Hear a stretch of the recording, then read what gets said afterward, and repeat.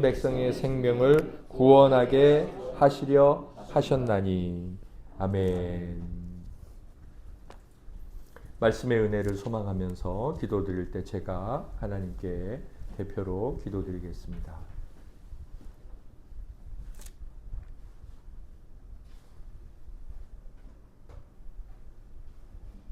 광야의 교회에서 하늘로부터 내려오는 양식인 만나를 먹이신 하나님이셔. 오늘도 영원한 본성, 우리의 상속을 바라보며 광야의 인생길을 걷고 있는 저희들에게 하늘로부터 내려오는 만나인 당신의 말씀, 이것을 먹게 하심으로 우리의 영의 감각이 날마다 새로워지며 힘을 얻고 육신과 정욕과 마귀와 세상의 환경으로부터 미혹당하며 그래서 영혼에까지 미치는 그 상처들을 극복하고 이기고 새로워지고 오히려 더욱 날마다 강건해짐으로 이 길을 잘 걸어갈 수 있게 해 주시옵소서. 육신을 일깨워 주셔서 졸립거나 정신이 혼미해지거나 분별력이 없거나 하는 미혹에 빠지지 않도록 주여 저희들을 영육 모두 일깨워 주시옵소서. 우리를 구원하신 예수님 이름으로 기도드립니다. 아멘.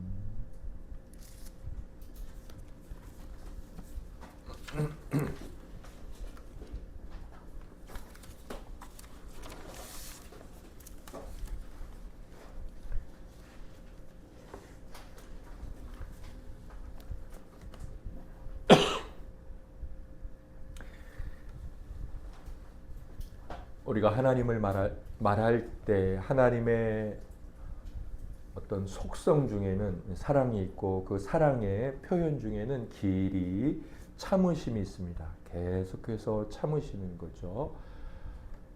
그 하나님의 길이 참으심은 우리를 향한 그분의 속성, 사랑의 어떤 한 모습입니다. 저를 향해서도 참으시고 여러분들을 향해서도 참으시고 이 세상을 향해서도 참으시는데 정말 하나님이 참고 계시는가 이런 생각들을 종종 해 보십니까? 하나님이 얼마나 참으실까요? 이런 생각을 해 보셨나요? 우리가 우리 삶의 모습을 이렇게 견주어 보면서 정말 참으시네 이렇게 생각할 수도 있지만 가장 정확한 것은 하나님의 말씀입니다. 그래서 하나님의 말씀을 보면서 하나님이 정말 이만큼 참으시는구나를 생각할 때 내가 별로 하나님을 참게 해드리는 것 같지 않은 상황이 있잖아요. 지금 나를 향해서는 내가 이렇게 잘 살아가니 굳이 참지 않으셔도 돼라는 굉장히 크나큰 착각 속에서 하나님이나 자기 자신을 잘못 생각할 위험이 줄어들고 무엇보다도 참으시는 하나님을 참되게 찬양할 수 있습니다. 그래서 하나님의 말씀을 잘 이해하고 성령께서 주시는 깨달음을 깨닫고 그 안에서 하나님을 바라보고 자기 자신을 바라보는 건 너무 중요합니다. 성경이 참으로 중요하죠. 우리 주님께서 이 땅에 오셔서 하나님이시며 사람이신 그분께서 하신 말씀 중에 이런 말씀을 하셨죠. 이스라엘 땅에 두로와 시돈 지방이 있습니다. 바닷가에 있는 무역과 관련된 항구 도시이자 뭐 그런 곳은 또 경제적으로 활성화되어 있고 또 뭐 여러 가지 또 신앙에 거슬리는 그런 모습들도 많이 있었습니다. 그런데 주님께서 두로와 시돈에서 많은 기적을 행하셨습니다. 그럼에도 불구하고 그들이 하나님을 믿지 않았어요. 많은 기적을 행했음에도. 그래서 주님이 뭐라고 말씀하시죠? 두로와 시돈이 나중에 하나님의 마지막 심판 때에 누구로부터 정죄를 당할 것이라고 주님 말씀하십니까? 소돔과 고모라 사람들이 일어나서 마지막 심판 때는 다 부활하잖아요. 그래서 죄인도 부활하고 의인도 부활을 하죠. 다시 다 살아나서. 그때 뭐라고 말하냐면 그 소돔과 고모라가 얼마나 패역했으면 하나님이 그 도시를 다 멸망시키셨어요. 그때 멸망을 당했던 사람들이 야, 너희들 이렇게 예수 그리스도의 기적을 경험하고 봤으면서도 어떻게 안 믿을 수가 있느냐? 너네들은 정말 완악하고 교만하구나. 이렇게 소돔과 고모라 사람들이 죄인으로 부활하여서 그들을 정죄한다. 라고 두로와 시돈 사람들을 향하여서 주께서 그들의 패역함과 불신앙을 지적하시고 경고하셨습니다. 하나님께서 참지 못할 만큼 두루 살펴보시며 그들의 죄악을 심판하신 곳이 소돔과 고모라죠. 그리고 그 이후로 예수 그리스도께서 이 땅에 오셔서 두로와 시돈을 향하여서 그 땅보다도 더 악했음에도 불구하고 참으셨어요. 두로와 시돈이 멸망당하지 않으셨습니다. 그리고 그러한 하나님의 길이 참으심은 계속되고 있고 그러한 하나님의 길이 참으심을 멸시하면서 더욱 악해져 왔죠. 악하다는 것은 우리가 더 정욕적이거나 그러한 모습일 수도 있지만 궁극적으로는 하나님을 멸시하고 하나님을 등져 왔다는 거예요. 이 시대가 얼마나 하나님을 멸시하고 하나님을 등져 있습니까? 그럼에도 불구하고 우리가 진작에 소돔과 고모라 꼴이 되어야 하는데 그렇게 되지 않고 있죠. 오늘도. 이 모습을 볼 때 하나님의 길이 참으시는 그분의 사랑을 알 수 있고 정확하게 그리고 그 하나님께 그분의 그 사랑에 대해 감사할 수 있고 오늘도 그토록 악하지만 동시에 그토록 돌이킬 기회를 주시는 하나님을 찬양하면서 하나님의 사랑이 이렇게 드러나고 있는 이 시대 가운데 그 하나님을 높일 수 있습니다. 충분히 하나님의 사랑이 이렇게 드러나고 있잖아요. 그러니 하나님을 얼마든지 높여드릴 그분의 은혜가 임하고 있다고 알 수 있습니다. 그래서 하나님의 말씀을 보면서 그 안에 성령님의 그 은혜로 하나님의 말씀을 깊이 깨닫고 그래서 하나님을 찬양하게 되는 건 너무 중요하죠. 그리고 하나님의 은혜로 되는 일이죠. 오늘도 우리가 주께서 보이지 않는 하나님께서 보이는 저를 통해 들려주시는 복되신 말씀, 보이는 육신과 더불어서 무엇보다 보이지 않는 우리 영혼에 역사하시는 하나님의 말씀이 우리 가운데 잘 깨달아지고 그것이 하나님을 찬양할 수 있는 귀한 은혜의 도구가 되기를 바랍니다. 오늘 저희들이 함께 나눌 내용은 하이델베르크 요리문답 27문의 5번째 시간인데 이렇게 말씀의 제목을 정해봤습니다.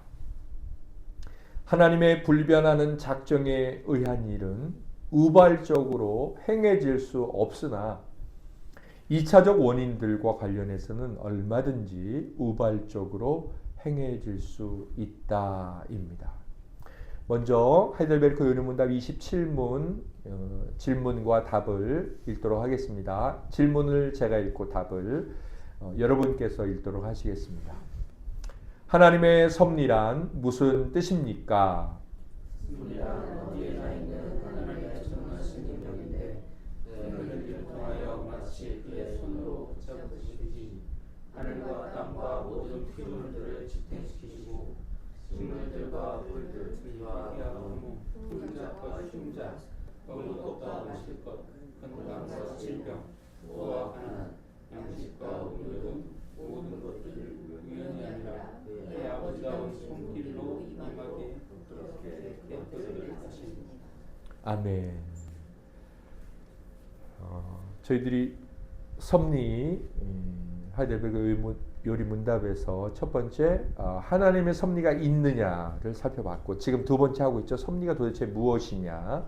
그리고 세 번째 이제 앞으로 하게 될 텐데, 섭리가 성도에게 어떤 유익을 주는가 내용이 있고, 그 중에서 두 번째 주제인 섭리란 무엇인가를 살펴보고 있죠. 그래서 두 번째 주제에서도 어떤 내용들을 살펴봤냐면 이 예지와 예정, 그리고 섭리란, 그리고 세 번째 섭리란 모든 것을 다 포함하는가, 그리고 하나님의 섭리에 대한 반론들, 반박들을 살펴봐왔는데 네 번째를 하고 있죠. 지금 그래서 하나님의 섭리에 대한 특정한 반론들에 대한 반박이죠.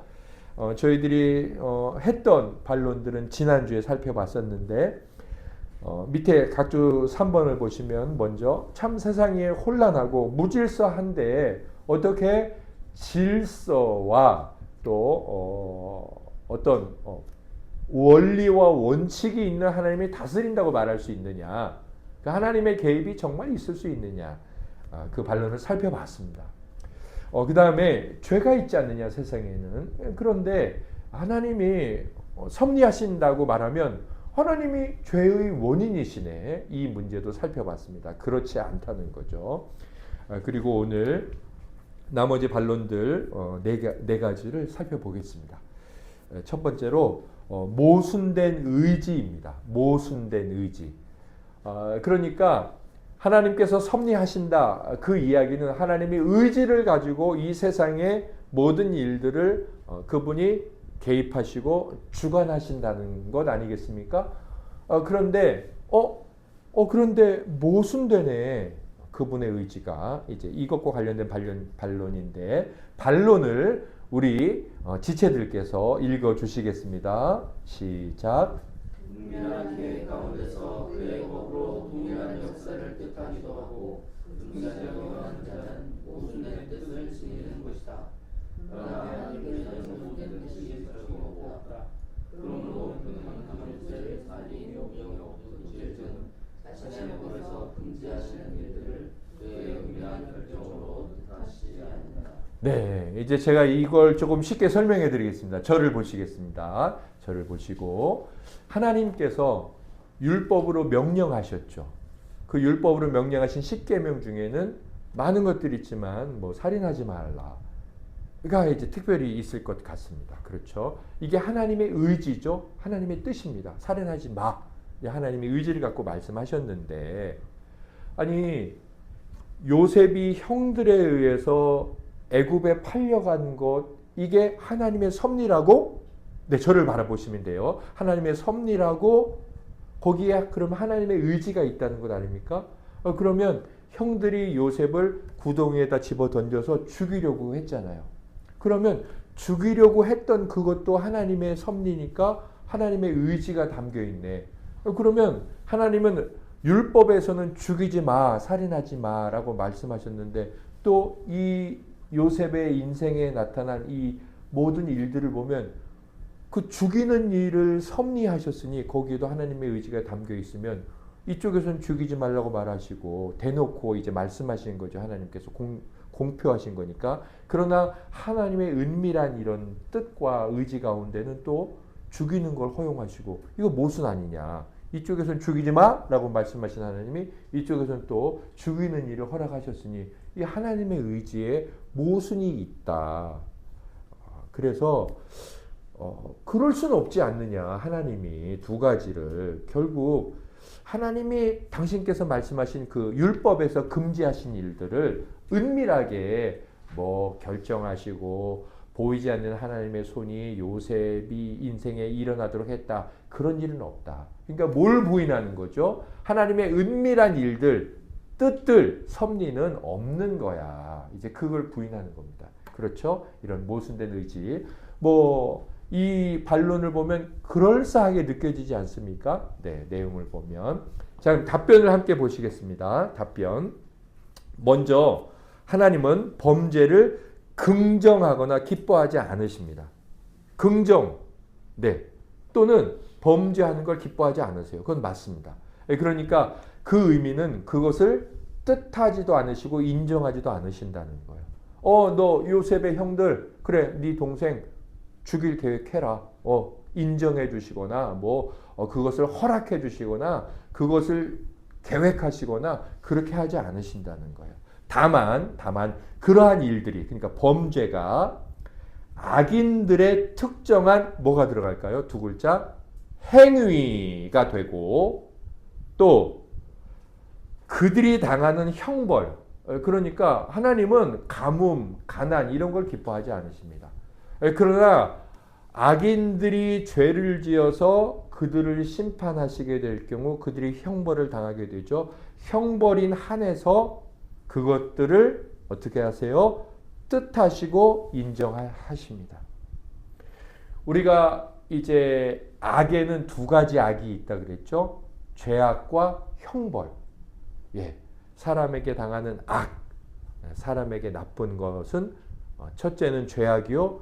그 죄악을 심판하시는 하나님의 형벌이요. 죄악은 인간이 악한 의지를 가지고 범하는 악행이고 또 형벌은 하나님께서 그 악행에 대해서 벌하시는 것이다 라고 말을 했는데 바로 그 두 가지 악에 대해서 하나님께서 뜻하시고 인정하실 경우는 모순된 의지라고 말할 수 없다는 겁니다. 왜냐하면 그 행위는 누가 저지른 것이에요? 악인들의 행위이기 때문에. 그리고 혹시 그들이 당하는 어려움은 하나님께서 그 나쁘게 보이는 어려움을 뜻하시거나 긍정하신 것이 아니라 뭐예요? 하나님께서 의로우신 분으로서 그 죄에 대해서 형벌하시는 거죠. 심판하시는 거죠. 그래서 하나님께서 선포하신 의지와 또 하나님께서 섭리 가운데 그렇게 보이는 것들을 이렇게 뜻하시고 허락하시는 것들, 이런 것들은 모순이 아니라는 겁니다. 자, 두 번째, 이런 답변도 있을 수 있습니다. 두 번째 답변을 우리 형제 자매님들께서 읽어 주시겠습니다. 시작. 만일, 시작. 네, 주 전제의 경우가, 주 전제는 뭐겠어요? 반론 중에서 가장 중요한 전제이면서도 첫 번째 문장이에요. 은밀한 계획 가운데서 그의 법으로 동일한 역사를 뜻하기도 하고 금지하기도 하는 자는 모순된 뜻을 지니는 것이다.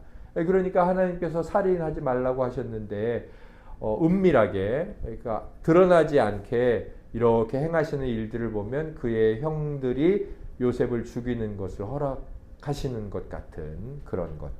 그 주전제가 시작. 주전제의 경우가 그 다음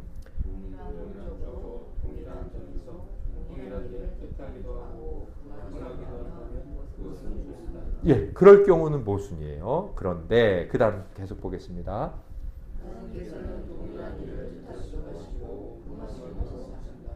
그러나 둘 다 뭐가 다를까요? 무엇이 다르고 정황이 다를까요? 목적이 다릅니다.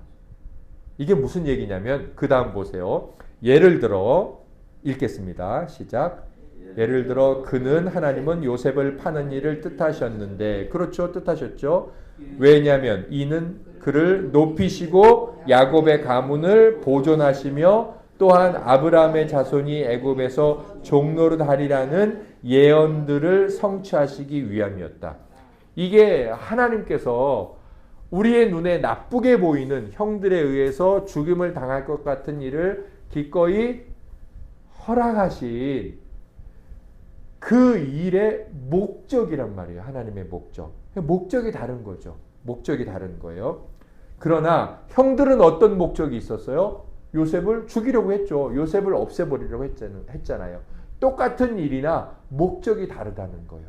그럴 경우는 목적이 다르기 때문에 모순이 아니라는 거예요. 하나님이 이런 일을 계획하셔도. 그 다음 볼까요? 그러나 시작. 그러나 그의 형제들의 미움 때문에 팔려갔다는 점에 대해서는 그가 그것을 승인하신 것이 아니죠. 그리고 끔찍한 동족 살인 행위로서 탄핵하시고 그들을 정죄하셨죠. 네. 그러니까 똑같은 일이죠. 행위로 보면 하나님이 살인하지 말라. 그 살인이라는 행위와 형들에 의해서 요셉이 죽는 것은 똑같은 행위죠. 그러나 두 가지 일의 목적은 다르죠. 하나님의 목적은 뭐예요? 요셉이 죽음의 위협에 있도록 허락하신 목적이 요셉을 높이시고 그 가족을 살리시고 하나님의 예언을 성취하시기 위한 목적이죠. 그럼에도 불구하고 그 행위는 형들에 의해서 저질러진 악행이죠. 그래서 어떻게 하시죠? 형들을 하나님이 벌하시는 것이죠. 네, 그러니까 은밀한 계획 가운데서 그의 법으로 동일한 역사를 뜻하기도 하고 금지하기도 하는 자는 모순된 뜻을 지닌다라고 했는데, 뭐 동일한 일을 뜻하고 뭐 금지하기도 하지만 목적이 다를 경우는 모순이 아니라는 겁니다. 자, 이렇게 하나님의 의지가 모순되지 않냐, 그렇다면 하나님의 섭리를 말할 수 있느냐, 이런 반론에 대해 우리는 아주 분명하게 하나님의 역사, 하나님의 성경에 근거한 하나님의 일하시는 방식과 그분의 뜻에 따라서 그렇지 않다라고 말할 수 있습니다.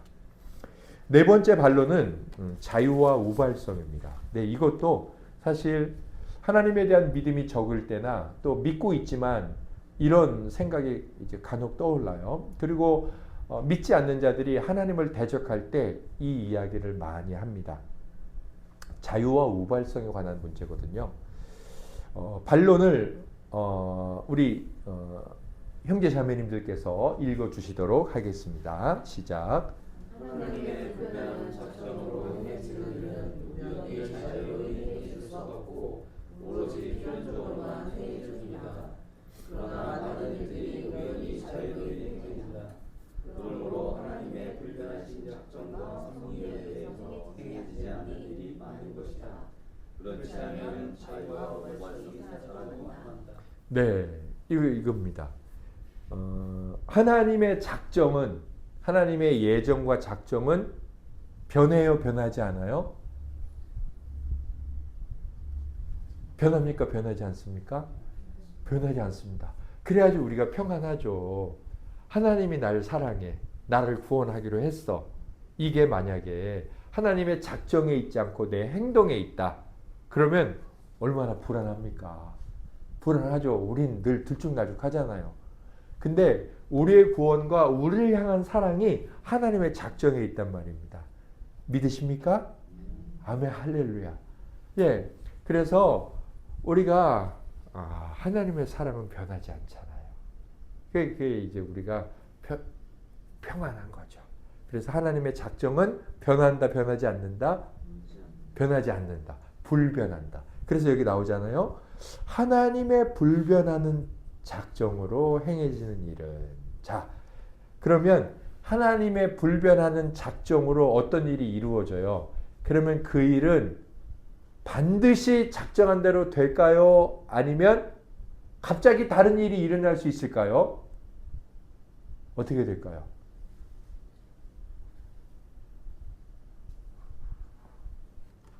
반드시 그렇게 되겠죠.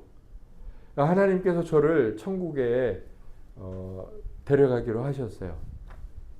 저를 보실까요? 네. 그러면 저를 천국에 데려가기로 한 건 변해요, 안 변해요? 안 변합니다. 그러면 제가 천국에 가는 건 반드시 그렇게 될까요? 아니면 그만 실수로 제가 지옥에 떨어질까요? 그런 일이 있을 수 있을까요, 없을까요? 그런 일이 없어요. 그러니까 우발적인 사건, 우발적으로 사고가 일어나고 우발적으로 총을 발사했어, 이런 일이 이 세상에는 있지만 하나님의 작정에는 없다고요. 그래서 저를 보세요. 저를 보세요. 이거 안 보셔도 돼요. 하나님의 영원 작정은 불변해요. 변하지 않아요. 그렇기 때문에 하나님의 작정은 필연적이에요. 반드시 그렇게 돼요. 그리고 하나님의 작정은 우발적일 수 없어요. 아셨죠? 필연, 우발, 하나님의 작정. 자, 그런데 보세요. 우리가 이 세상에 살아갈 때는 어때요? 많은 일들이 우연히 일어나죠? 네. 어쩌다가 이런 일이 일어났지? 재수가 좋네. 아, 우연히 만났어. 이런 우연한 사건들이 많이 일어납니다. 자, 그런데 하나님의 모든 일들은, 섭리는 뭘 말해요? 가뭄이든 아까 읽었잖아요. 가난이든 양식이든 음료든 이런 모든 일들은 하나님의 섭리 안에서 일어나 하나님의 불변하는 작정에서 반드시 일어나야 되기 때문에 일어난 일이야. 그렇다면 이 세상은 우연히 있을 수 없잖아. 그럼 무엇은 아니냐? 하나님의 작정이 있으면 우연, 또 우연은 자유잖아요.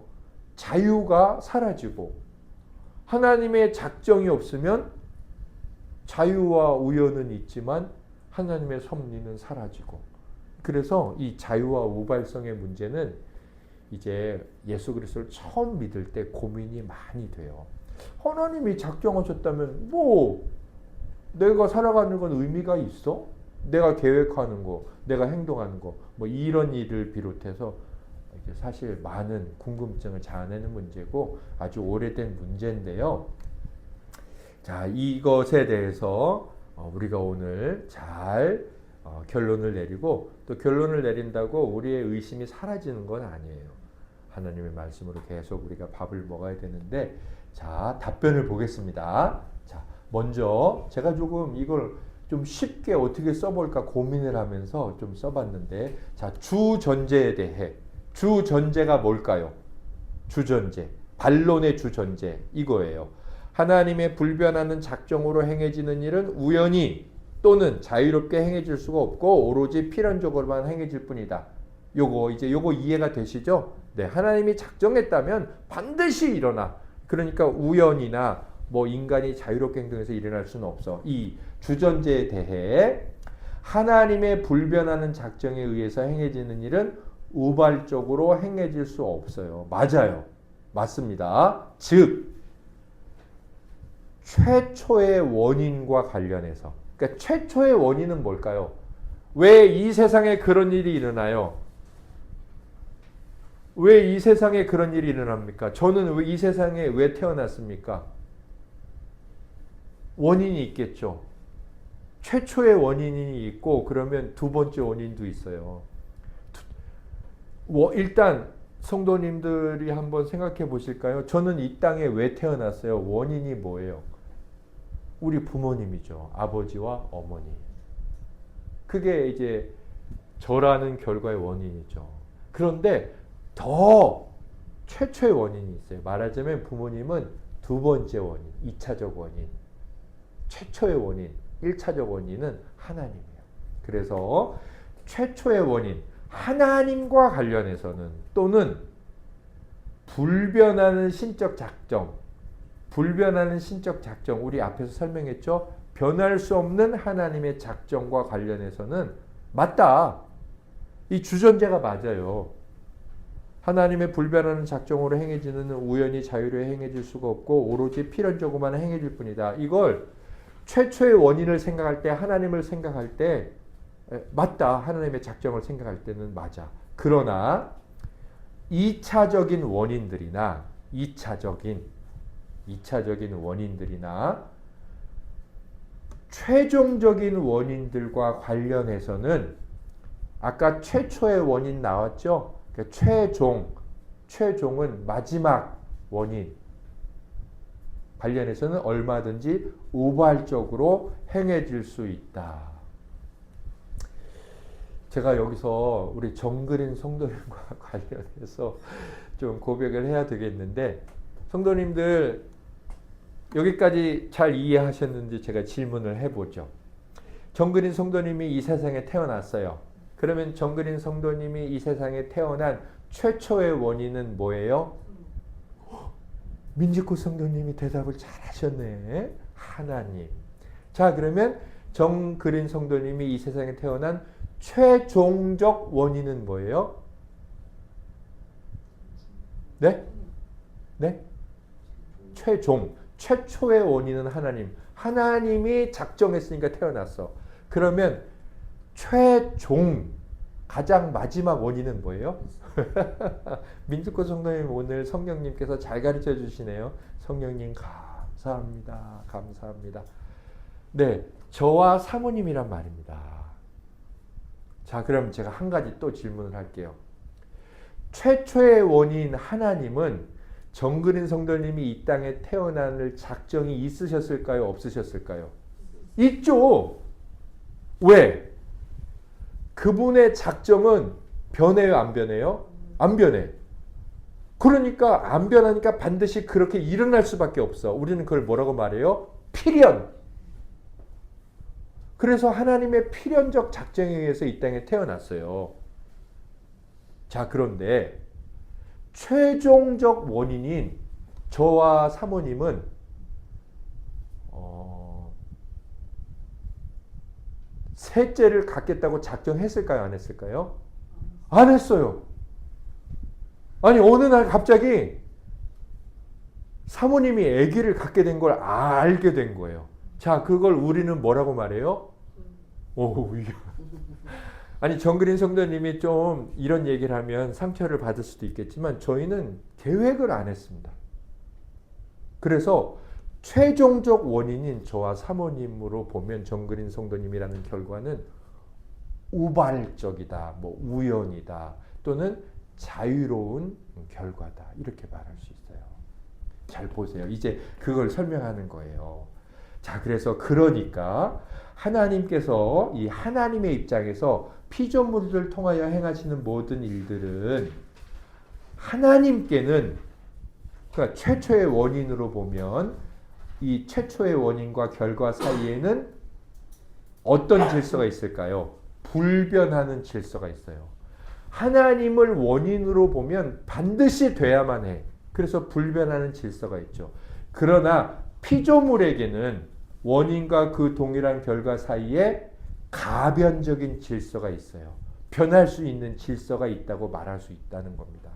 똑같은 정그린 성도님을 볼 때 하나님이라는 원인으로 보면 불변하는 질서지만 저희를 원인으로 본다면 하나님이 사용하시는 우리 피조, 하나님이 저와 사모님을 사용하셨잖아요. 그래서 저 일이 일어나도록 하는 그 입장에서 보면 뭐라고요? 불변하네. 우연히 저런 일들이 일어났네. 이렇게 말할 수 있다는 거예요. 그래서 그렇게 보면 하나님께는 결과가, 어떤 한 결과가 필연적이지만 피조물에게는 그 동일한 결과가 우발성을 띠는 거예요. 하나님의 입장과 계획에서 보면 정그린 성도님은 필연적이지만 저와 여러분들에게 이렇게 고백하는 그 말을 보면 그건 이제 우연적이거나 아니면 우발성을 띠는 거예요. 그러므로 동일한 결과에 대해서 다른 원인들에 따라서 필연적이라고도 말할 수 있고 동시에 우발적이라고도 말해도 돼요. 그렇죠. 하나님의 입장에서 보면 필연성이네. 우리의 입장에서 보면 우발성이네. 즉 불변하는 최초의 원인, 이거 뭐예요? 변하지 않는 최초의 원인 뭐예요? 하나님. 민지꽃 성도님 오늘 이상하시네. 원인에 대해서는 뭐라고 말할 수 있어요? 필연적이다, 이렇게 말할 수 있어요. 동시에 가변적인 2차적 원인 누구예요? 우리 인간들이나 뭐 하나님이 사용하시는 모든 도구들, 이런 것들에 대해서는 우발적이라고 해도 전혀 모순이 아니라는 거예요. 그러니까 누구의 입장에서 아니면은 어떤 원인으로 그 일을 말하느냐에 따라서 이건 필연적이야, 이건 우연적이야, 이렇게 말할 수 있고, 그렇게 말하는 건 모순이 절대로 아니라는 거예요. 왜냐하면 원인 자체가 다르기 때문에. 그래서 하나님이 섭리하시면 반드시 되니까 우리의 자유는 사라지네, 그렇게 말하지 않는다는 거예요. 왜? 우리 입장에서 보면 우리는 얼마든지 자유롭게 행동하니까. 그래서 하나님의 필연성이 우리의 자율성과 우발성을 침해하지 않아요. 이 두 가지 일은 모순이 아니라는 거예요. 원인 자체가 다르기 때문에. 제가 이렇게 설명해 볼 거예요. 정말 놀라운 말인데, 하나님이 저에게 오늘 점심에 라면을 먹도록 작정을 하셨어요. 그러면 저는 반드시 라면을 먹을 수밖에 없죠. 왜? 하나님의 작정은 필연적이니까 반드시 그렇게 되어야만 돼요. 그러면 저는 자유가 없고 아무것도 뭐 나는 비빔밥 먹고 싶었는데 하나님이 그렇게 계획해 하셨으니까 꼭 라면을 먹어야 돼. 넌 너무 싫다. 그래서 사람들이 뭐라 그래요? 신은 없어야 돼. 이렇게 말을 합니다. 자, 그게 하나님의 필연성에 대한 무지예요. 자, 이렇게 제가 말씀을 드려볼게요. 하나님께서 진용이가 오늘 자기의 자유로운 의지와 결정에 따라서 라면을 먹도록 계획하셨어. 작정하셨어. 그러면 저의 자유로운 의지가 손상됩니까? 아니요. 하나님이 작정을 하셨는데 어떻게 작정하셨냐면 내가 자유롭게 고민하다가 결정하다가 선택하도록 그렇게 작정을 하신 거예요. 우리는 하나님이 작정하셨어 라고 말할 때 마치 그러면 우리의 자유는 없는 거야 라고 생각하지만 하나님의 지혜 안에는 우리가 자유롭게 살아가는 것까지 포함하시도록 그렇게 작정하셨어요. 그래서 우리의 자유를 침해하지도 않으시면서 우리의 모든 자유로운 행동이 반드시 하나님의 영원 작정을 이루고 말도록 계획하셨다는 겁니다. 그 사이에 얼마나 많은 변수가 있을까요? 그 사이에 얼마나 많은 변수가 있을까요? 그럼에도 불구하고 하나님의 영원 작정은 그 모든 변수를 다 포함할 만큼 지혜의 근거에서 전능하심의 근거에서 우리를 계획하시고 통치하시는 거예요. 정말 그게 가능해? 라고 우리가 딱 생각이 들잖아요. 근데 지금 너무 신기하고 놀라운 게 AI죠. 정말 세상의 모든 지식과 지식을 순식간에 결합하고 조합해서 딱 만들어내는 걸 보면 인간이 만든 것도 그 정도인데 하나님께서 그러한 인간을 만드신 분으로서 그 일을 못 하시겠느냐. 네. 우리가 하나님을 부인하고 고의적으로 인정하지 않는 한 하나님 못해 이렇게 말할 수는 있지만 지극히 이성적이고 상식적인 우리의 수준을 생각할 때 우리를 만드신 분의 수준에 대해 우리는 하실 수 있다, 동의할 수 있죠. 네. 자, 이 두 번째, 네 번째죠. 자유와 우발성에 대해서 네, 얼마든지 우리가 하나님을 믿는 믿음 안에서 전혀 어려움이 없는 일이라고 우리는 생각할 수 있습니다. 그 다음 다섯 번째 반론은 수단의 무용성인데요. 우리 성도님들께서 한번 어떤 반론인지 읽어주시겠습니다. 이것도 사실 우리가 많이 얘기를 해요. 믿는 사람들도 얘기합니다. 그리고 믿지 않는 사람들도 늘 시비 거는 문제예요. 한번 읽어주시겠습니다. 시작. 하나님의 불변한 뜻과 섭리에 있어서 행해지는 일들을 하다가 촉진시키는 목적으로 수단들을 그러니까 수단엔 뭐가 있느냐? 시작. 하나님의 권면, 명령, 가르침, 교훈, 약속, 경고, 운과 또한 성도들의 수고, 노력, 기도 등 사용하는 것은 헛된 일이다. 그런데 동시에 이 수단들은 헛되이 사용되는 것이 아니다. 왜냐하면 그것들은 하나님께서 명령하신 것들이기 때문이다. 그러므로 결국 하나님의 불변하는 계획과 섭리에 의해서 모든 일이 자리가 있는 것은 아니다. 네. 자, 이번에는 또 우리 민주고 성도님께서 대답을 하시려나? 자, 하나님의 작정은 변할 수 있어요, 없어요? 그걸 우리는 불변. 자, 그러면 불변이라는 말은 결과에 가서 어떻게 해요? 반드시 그렇게 돼요. 될 수밖에 없어요. 자, 이게 하나님의 영원 작정이죠? 맞아요. 자, 그러면 하나님이 뭔가를 뜻하셨어. 그리고 반드시 그렇게만 돼. 그럼 그때 우리가 그것을 바꾸려고 기도를 하거나 일을 하거나 뭐 어떤 사람을 설득하거나 이렇게 오늘도 웨스트민스터 신앙고백서에 하나님의 영원 작정과 버리심 나왔잖아요. 하나님이 정해놓으신 영혼의 구원의 숫자는 안 변해요. 숫자가 딱 정해져 있다고요. 그런데 우리가 막 전도를 해서 뭐 기도를 해서 그 사람을 예수 믿게 해서 하나님 천국 가게 해주세요. 그렇게 할 수 있어요, 없어요? 할 수 있어요, 없어요? 고민되시죠? 그 문제예요. 아니, 하나님이 불변하는 작정으로 계획해 놓으셨고 그건 반드시 될 수밖에 없는데 내가 기도를 하고 전도를 하고 그 사람을 뭐 교회 나오게 해서 예수 믿게 하는 게 만약에 하나님의 작정에서 없는 것이다. 그러면 그렇게 할 필요가 있느냐 이거죠. 결국 하나님이 명령하셨잖아요. 우리에게 기도해라. 그 일과 하나님의 불변하는 영혼 작정은 모순 아니냐. 또 여기서 말하는 건 특히 그거죠. 하나님이 기도해라 명령하신 건 반드시 그렇게 된다는 것 아니냐. 그렇다면 이 하나님의 영혼 작정에서 섭리, 그분이 다스린다는 건 없는 것이다. 왜냐하면 기도가 효력이 있다고 하나님 말씀하셨으니. 물론 그 반대로 이야기할 수도 있죠. 기도는 효력 없다. 뭐 전도할 필요 없지. 어차피 다 되어 있는 거. 근데 그런 말들 많이 하죠. 하나님이 정해놓으셨으면 뭐 그분의 영혼 작정에 대한 오해거든요. 오해.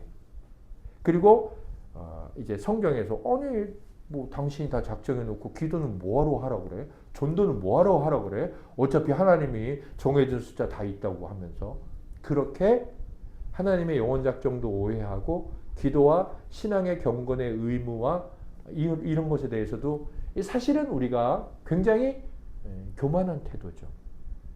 한번 보죠. 한번 보겠습니다. 답변. 자, 먼저 주전제가 잘못됐다. 자, 주전제가 뭐예요? 하나님의 불변하는 뜻과 섭리에 의해서 행해지는 일들을 막거나 촉진시킬 목적으로 수단들을 사용하는 것은 헛된 일이다. 그러니까 뭐 하나님이 영혼 작정으로 정해 놓으셨는데 기도 헛되다. 기도할 필요 없다. 이 주전제는 잘못된 것이다. 자, 왜냐하면 생각해 볼게요. 왜냐하면 최초의 원인을 생각한다고 해서 제가 이것도 좀 쉽게 쓰려고 써봤는데 최초의 원인은 뭐예요? 하나님.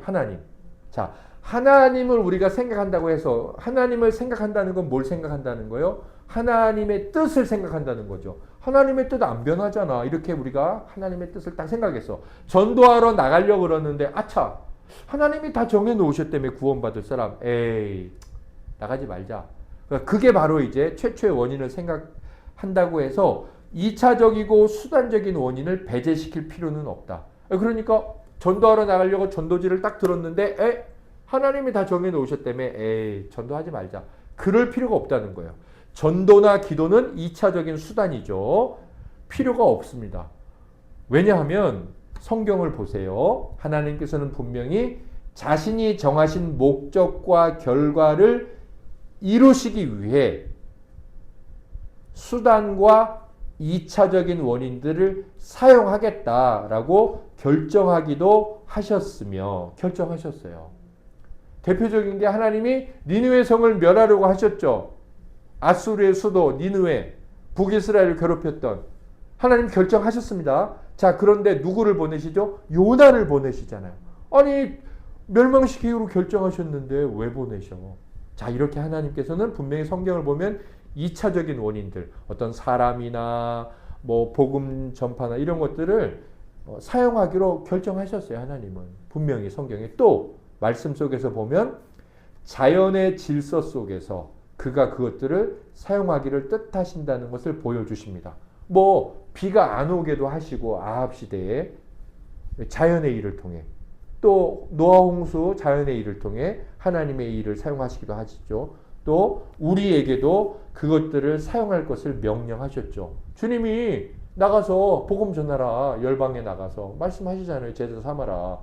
그러니 하나님이 영혼 작정을 불변하는 영혼 작정으로 말씀하셨는데 내가 뭐 기도해야 돼? 전도해야 돼? 해야 된다는 거예요. 왜요? 하나님이 여전히 2차적인 원인이나 수단들을 명령하셨으니까 그것도. 자, 결국 하나님께서 빛과 어둠을 창조하시죠. 그분은 멸망할 것도 작정하셨고 구원할 것도 다 작정하셨어요. 또 하나님은 곡식이 땅에서 돋아나도록 하시죠. 하십니다. 하나님이 다 하시는 거예요. 또 우리 삶의 기한을 정하시죠. 우리 죽을 날을 다 정하셨어요. 그럼에도 불구하고 태양이 날마다 뜨고 지는 것은 헛된 일이 아니죠. 하나님이 곡식을 자라나게 하지만 농부가 밭에 씨를 뿌리는 것, 물을 주는 것, 헛된 일이 아니죠. 하나님이 우리가 죽을 기한을 정해놨지만 우리가 밥을 먹고 살아가고 물을 마시는 건 헛된 일이 아니죠. 분명히. 하나님이 다 정해놨으니까 내가 할 일 뭐 다 필요 없네. 그렇게 말할 수 없잖아요. 절대로. 그래서 우리의 복지를 증진시키는 행위들과 사건들이 오직 하나님으로부터 나오는 것은 분명해요. 하나님이 복 주셔서 우리가 먹고 사는 것 아닙니까? 하나님이 다 은혜 주셔서 하나님이 다 정해놓으신 것 아닙니까? 우리의 직장과 사업을. 그럼에도 불구하고 아침에 일어나서 출근하는 거 필요하죠. 직장에 가서 내 성격 죽이고 살아가는 거 필요하죠. 성실한 거 필요하죠. 네, 필요합니다. 그리고 사람들이 가르침을 받고 특정한 습관이나 교리에 합당한 삶을 살도록 공부하는 것 역시 필요합니다. 그러니까 하나님은 결과를 정하셨어요. 그런데 하나님께서는 우리의 노력도 사용하신다는 겁니다. 그래서 하나님 다 정해놓으셨어요. 그게 예정과 선택 아니냐, 작정 아니냐, 불변하는 것. 맞아. 그런데 하나님은 동시에 우리에게 그 중간 과정, 우리의 노력, 우리의 열심, 우리의 성실, 우리 일상의 삶도 명령하셨다는 거예요.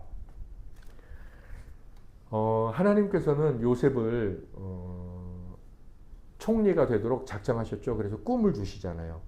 그런데 놀고 먹는 요셉을 총리로 세우려고 하지 않으셨습니다. 그에게 연단하시죠. 그의 교만도 꺾으시고 또 총리에 올라가서 해야 될 지혜도 다듬어 가시죠. 감옥에서도 다듬고. 하나님은 어떤 그 목적을 반드시 이루지만 그 목적을 이루기 위한 어떤 한 사람의 수단이나 2차적 도구들을 사용하신다는 겁니다. 그럼요. 두 번째, 우리 또 이렇게 생각할 수도 있습니다. 혹시 수단을 통해서 이루어지는 것이 아무것도 없을 경우라 할지라도, 그러니까 하나님의 불변하는 목적에 따라서 나가서 전도해봤자 그 사람 예수 안 믿어요. 예수 안 믿죠. 그러나 우리는 어떻게 해야 돼요? 여러분 회사 과장님 예수 안 믿을 거라고 하나님이 작정해놨다고 한번 쳐볼게요. 그 사람은 반드시 안 믿습니다. 하나님의 작정에 안 믿도록 되어 있어요. 차장님. 근데 우리는 어떻게 해요? 차장님? 복음을 전해야 돼요. 만약에 우리가 그 사람이 안 믿게 된다는 것도 알고 있었어. 하나님의 작정도 알고 있었어. 자, 그래도 전해야 될까요? 그래도 전해야 돼요. 왜? 그 사람이 하나님께 가서 하나님, 나는 복음을 몰랐어요. 나는 예수도 진짜 몰랐어요. 나에게 복음 전하는 사람이 없었거든요. 라고 핑계댈 수 없도록. 그래서 수단을 통해서 이루어지는 것이 아무것도 없을 경우라 할지라도, 그렇게 전도라는 수단을 통해서 그 사람이 믿지 않을지라도 악인으로 하여금 핑계하지 못하도록 만든다는 점 등 여러 면에서 그 수단들은 유익하다. 그렇기 때문에 하나님의 불변하는 작정대로 되지만 그 수단이 필요 없는 것은 아니다라는 거예요. 수단의 무용성, 쓸모없는 것은 아니라는 겁니다. 네, 이 수단의 무용성과 관련해서는 신앙의 성실성 등 여러 가지 면에서 우리의 게을러지고 나태해지는 경건의 모습들을 바로 잡을 수 있기도 합니다. 또 이렇게 생각할 수도 있죠. 나는 어차피 구원받은 백성이고 택함받은 백성이야. 이런 잘못된 예정론에 붙들려 있는 사람이 막 살아요. 나는 반드시 구원받을 거고 뭐 이렇게 써도 뭐 언젠가 돌아가면 되니까. 자, 그거 바른 예정 선택의 교리를 갖고 있는 사람입니까? 아니에요. 하나님이 명령하신 2차적 원인이나 이 도구에 대해서 크게 악을 행하고 있는 자고 하나님을 멸시하는 자죠. 자, 마지막 6번째 반론, 하나님의 섭리와 관련한 마지막 반론인데요. 상급과 형벌이에요. 뭘까요? 어떤 반론인지 우리 형제자매님들께서 읽어주시겠습니다. 시작.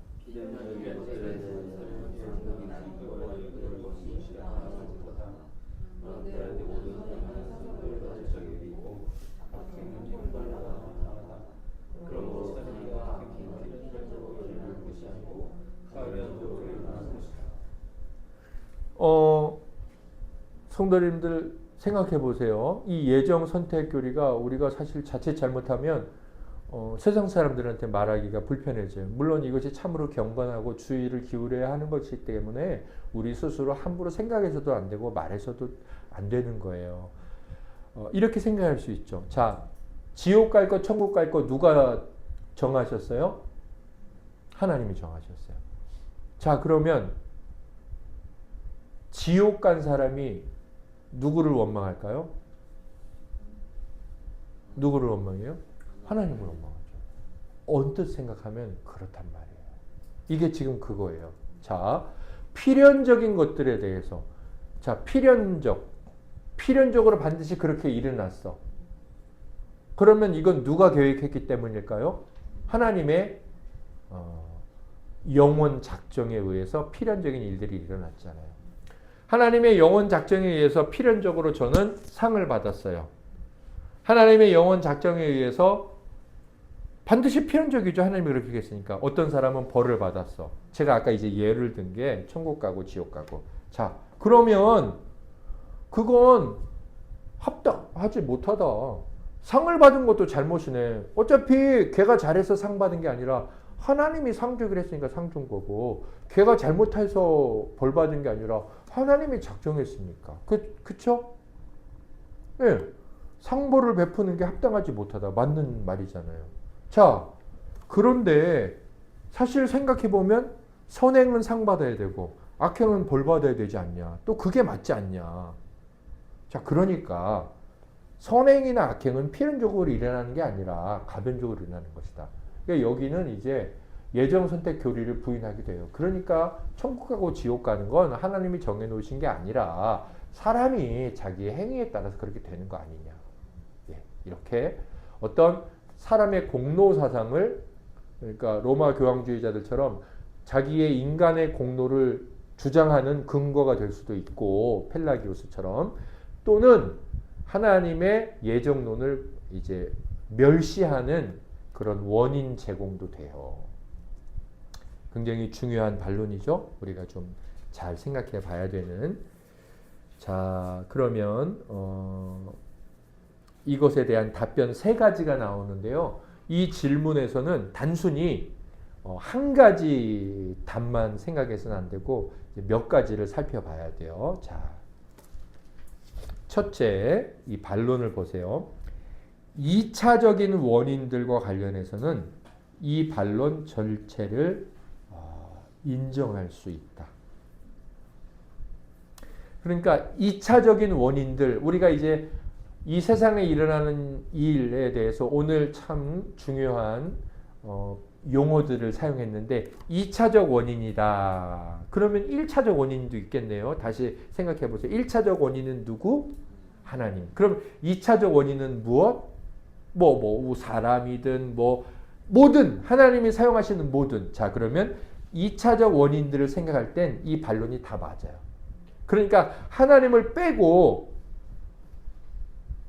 어떤 사람이 상 받을 일을 했어. 어떤 사람이 벌 받을 일을 했어. 그러면 그 사람은 상 받고 그 사람은 벌 받고. 그러니까 하나님의 작정에 의해서 한 거 말고 그냥 2차적인 원인들만 생각해서는 이 반론이 다 맞아요. 다 맞습니다. 그리고 그런 일들은 필연적이 아니고 다 가변적으로 일어나죠. 내가 그렇게 열심히 하려고 내가 있었고. 자, 먼저 2차적인 원인들과 관련해서는 이 반론 전체를 인정할 수 있다. 왜냐하면 2차적인 원인들에 의해서는 많은 일들이 가변적으로, 그러니까 우연히 발생하기도 하고 또 그렇게 이제 변화가 있어서 그런 뜻밖의 결과들을 낳으니까. 그러니까 이 반론은 일단 하나님을 빼고 생각하면 맞아. 자, 두 번째, 로마서 4장 2절 말씀 볼까요? 제가 거기는 이제 빼놨는데 로마서 4장 2절 오늘 성경 마지막으로 한번 찾아보겠습니다. 로마서 4장 2절, 로마서 4장 2절. 자, 이 반론과 관련해서 우리가 여러 가지 답을 생각해야 되는데 참 중요한 답이 있어요. 상벌과 관련해서 상을 주냐 마냐. 자, 시작. 2절 읽겠습니다. 만일 아브라함이 행위로서 의롭다 하심을 받았으면 자랑할 것이 있으려니와 하나님 앞에서는 없느니라. 아멘. 자, 선행이 답변 두 번째, 선행이 하나님 앞에서 상급을 받을 자격이 있냐 없냐 그 말을 하고 있죠 지금. 네? 소존재에서 소존재는 뭐예요? 반론에 그런데 모든 선행은 상급받을 자격이 있고 악행은 형벌을 받아 마땅하다. 하나님 앞에서는 뭐 선행이라 그래서 상급받을 자격이 있고 악행이라 그래서 벌받아 마땅하고 그렇게 말할 수 없다는 거예요. 선행은. 물론 사람 사이에서는 상급받을 자격이 있을 수 있죠. 사람들 사이에서는. 그러나 하나님께는 그렇지 못하다. 여기 로마서 4장 2절 말하잖아요. 그러니까 저와 여러분들이 혹시 착한 일을 했다. 이번 주 큐티를 한 번도 안 빠졌다. 1년 내내.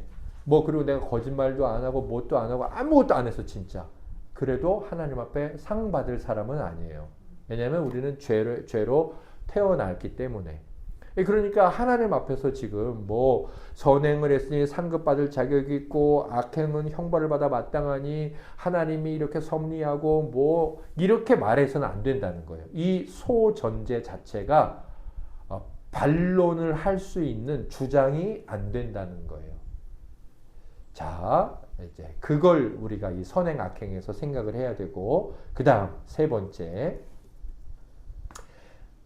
악행이라는 것은 필연적으로 행해진 것이든 가변적으로 행해진 것이든 상관없이 사람의 부패성과 부패한 뜻에 의해 발생한 것이기 때문에 모두가 다 벌받아 마땅하다.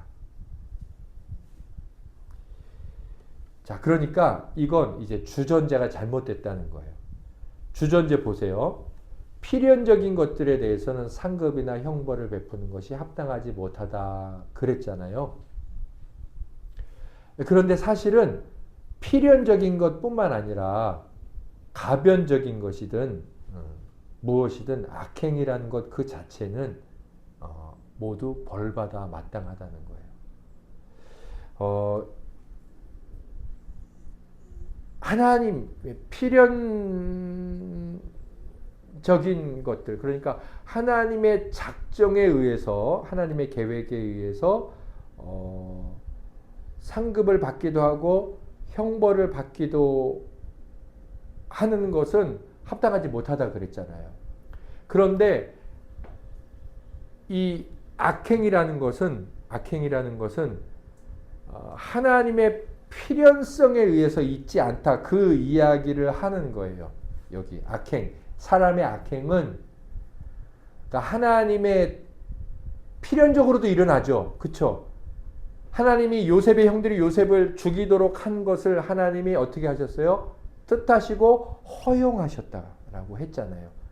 하나님이 그것을 계획하시지는 않았지만, 그러니까 하나님의 관점에서 보면 필연적으로도 행해지죠. 동시에 인간적인 관점으로 보면 가변적으로도 행해지죠. 아무튼 하나님에 의해서 필연적으로 행해지든 하나님의 원인은 아니지만 가변적으로 행해지든 이 악이라는 것은 다 나쁘다는 거예요. 왜냐하면 그것은 부패한 인간에 의해서 발생된 것이기 때문에. 결국 이제 여기서 뭘 말하고 있는 거냐면 인간의 악행에 대한 필연성을 말하고 있는 것이고, 그것은 두 번째 답변에서 인간은 하나님 앞에 선행을 말할 수 없다. 그것에 대한 보충 설명이에요. 그래서 뒤에 보면 주전제가 잘못됐다는 건데, 아리스토텔레스도 그의 윤리학에서 이 주제를 다루면서 말하기를 술 취한 자는 그 사람이 술 취한 것 때문에 죄를 범할 경우에도 그 죄를 면할 수 없으며 육체적으로나 정신적으로 악행을 범할 경우 그 악행을 피할 수도 없고 혹은 벗어날 수도 없다 할지라도 그 당사자 자신이 이 일을 자초한 것이므로 그는 이에 대해서 형벌을 받고 징계를 받아야 마땅하다고 하였다. 하나님이 필연적으로 내가 죄를 지을 수밖에 없도록 그렇게 작정해 놓으셨잖아. 그래서 나는 죄를 지을 수밖에 없어라고 말할 수 없다는 거예요. 나는 술을 먹었기 때문에 그 사람을 정신이 없어서 때릴 수밖에 없어서 그렇게 말할 수밖에 없다는 거예요. 핑계댈 수 없다는 거죠. 하나님의 필연성 때문에 하나님이 뜻하시고 허용하셔서 우리는 요셉을 팔 수밖에 없었어요. 그렇게 말할 수 없다는 거죠. 어쨌든 악행은 필연적인 거든 가변적인 거든 상관없이 벌받아 마땅하다는 것입니다. 그러니까 필연적인 것들에 대해 상급을 받고 형벌을 베푸는 건 잘못된 것이야 그렇게 말해서는 안 된다는 거죠. 그 잘못을 저지른 것 자체가 그들의 악한 행위나 의지나 뜻에 근거한 것이기 때문에 잘못된다는 거죠. 악이기 때문에 그 악 자체로 또 다른 결과가 나온 것을 어쩔 수 없어서 그렇게 말해서는 안 된다는 거예요. 그러니까 지금 이 시대의 제가 오늘 도로와 시선을 맨 처음에 말씀드렸지만 이 시대가 너무 악해서 진짜 이 시대가 너무 악해서 악인이 종기를 받잖아요. 악인이 큰 소리를 치고 그러니까 너무 악해요. 근데 제가 특히 이제 뭐 당연한 결과긴 한데 법이 너무 악해요. 법이. 그러니까 법관은 사실 왕이거든요. 이 시대에 그러니까 이 어떤 자유민주주의 시대에서 왕이 여전히 있어요. 법관인데 그들이 악하죠. 그래서 하나님이 더욱 생각나는 시대죠. 공의로운 이제 심판자이신데, 그러니까 지금 이제 이 나라의 법을 봐도 술 먹었기 때문에 경감을 했잖아요. 주치 경감. 술 먹고 교통사고 났어. 어쩔 수 없었어. 근데 사실 그게 아니라는 거예요. 그걸 아리스토텔레스도 말한 거예요. 이미 그렇기 때문에 벌받아. 그렇기 때문에가 악인데 그걸 더 용서해줘? 우리나라 법이 그렇잖아요. 그래서 사실은 이렇게 법이 잘못되었으니 모든 것이 다 잘못됐고 거기에서 방탕함이 나오죠. 근데 주치 경감이 아니라 술 먹고 교통사고 나면 바로 다 예를 들어서 사형을 시킨다. 그리고 뭐 석방이 없는 무기징역에 정말 처한다. 그러면 사실 그런 강력한 형벌이 사람을 더욱 두렵게 만들긴 하지만 범죄를 경감시키느냐라는 고민은 있기는 해요. 그러나 그것이 법 적용에 있어서 형평성을 가한다는 점에서 그냥 그렇게 해간다면 정말 어떠한 변화가 있을까 그런 고민을 해볼 필요는 있죠. 마지막에 이제 이런 문제를 생각해 봤는데 아무튼 하나님의 이 섭리와 관련한 이 상급과 형벌에도 상당한 반론이 있고 이 하나님의 섭리를 의심하고 부인하려는 자들의 도전이 있습니다. 하나님을 향한 멸시가 있습니다. 오늘 이렇게 우리가 하나님의 섭리 이제 섭리의 유익 빼놓고 나머지 섭리란 무엇인가 해서 이렇게 반론까지 살펴보며 섭리의 탁월성과 하나님의 섭리를 인정할 수밖에 없는 그 인정 그리고 성경에 근거한 섭리의 확실성을 살펴봤습니다. 하나님을 찬양할 수밖에 없고 하나님을 더 믿고 의지할 수밖에 없고 삶의 여러 가지 문제에 대해서 사실은 이렇게 통달한 자세로 우리가 멀리서 관망할 수 있는 참 놀라운 인격과 신앙의 성숙성을 길러주는 것도 사실은 섭리예요. 이렇게 웃으면서 저것이 날뛰고 있네. 그래 더 날뛰어라. 저 인간 같지 않은 거 저거 날뛰는구나. 예전에는 그렇게 못 봤죠.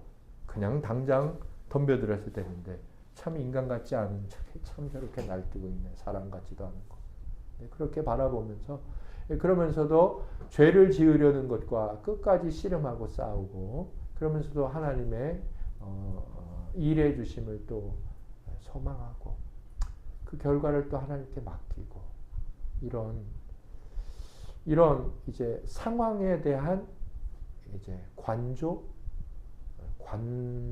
경건한 관망, 하나님에 대한 관상 이제 이런 것들이 바라봄의 변화들이 생기죠. 우리가 주님을 온전히 이렇게 믿을 때. 다 일어나셔서 찬송가 335장 하나님께 불러 올려드리겠습니다.